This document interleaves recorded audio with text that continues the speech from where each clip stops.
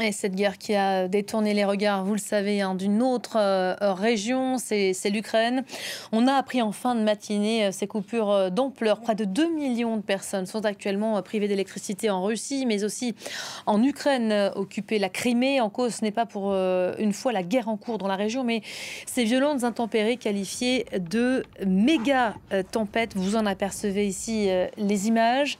De nouvelles difficultés qui viennent s'ajouter au conflit en cours. L'Ukraine continue à infliger de lourdes pertes à la Russie. C'est ce qu'estimait en fin de matinée le chef de l'OTAN. On va aller prendre le pouls tout de suite du côté de Kiev avec notre correspondant Gulliver Krag.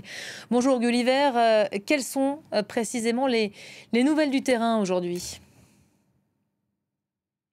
Alors, si les Ukrainiens et leurs alliés à l'international mettent l'accent sur les pertes infligées à la Russie sur Avdiivka et aux alentours de cette ville qui est toujours contrôlée par l'Ukraine, mais juste au nord de Donetsk, contrôlée par la Russie depuis 2014, la Russie attaque et subit des pertes records selon les renseignements britanniques, notamment en termes de nombre d'hommes tués par mètre carré gagné. Mais tout de même, il gagne petit à petit des mètres carrés.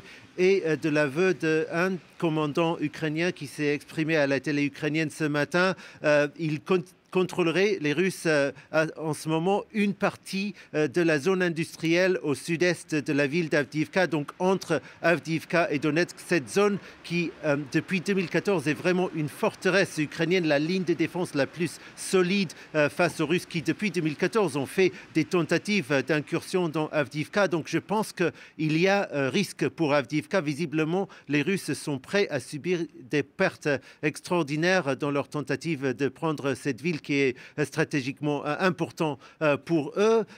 Sinon, les Ukrainiens sont encore en train d'attaquer au sud et à l'est de Kherson, de l'autre côté du fleuve Dnipro, où ils auraient établi une base, mais visiblement, ils peinent à vraiment avancer. J'avais parlé il y a quelques semaines avec des soldats ukrainiens qui disaient qu'ils redoutaient justement l'hiver et l'arrivée de la neige, parce qu'avec l'activité des drones russes sur la ligne de front, il devient difficile de regagner les positions en voiture ou en véhicule, parce que les véhicules sont plus faciles à repérer et à frapper pour les drones. Il faut y aller à pied. C'est une chose assez difficile déjà quand il fait beau. Quand il y a la neige, c'est d'autant plus difficile.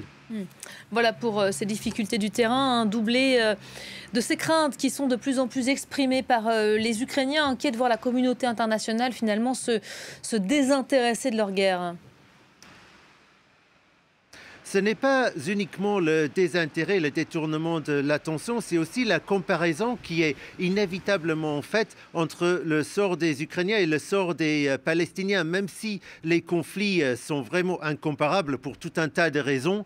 Josep Borrell, le chef de la diplomatie européenne, disait qu'il rencontre des difficultés quand il dialogue avec d'autres pays membres des Nations Unies pour essayer de rallier à la position européenne des pays du Sud notamment qui perçoivent une certaine hypocrisie. Ils voudraient voir plus de condamnation d'Israël et plus de soutien aux Palestiniens, au même titre que la communauté internationale soutient l'Ukraine, et donc sont plus réticents à continuer à apporter leur soutien à l'Ukraine. Mais bon, la position de l'Union européenne comme des États-Unis reste que le soutien à l'Ukraine continuera tant qu'il le faudra. Vera Jourova, vice-présidente de la Commission européenne, est à Kiev aujourd'hui justement pour répéter cette position-là. Une preuve sera peut-être le 14 décembre. C'est la prochaine date intéressante pour l'Ukraine en termes de négociations et diplomatie internationale. C'est là que l'Union européenne doit donner sa décision si elle va ouvrir ou non les pourparlers pour l'adhésion de l'Ukraine à l'Union européenne l'année prochaine. Merci beaucoup Gulliver Krag, notre correspondant à Kiev. Les yeux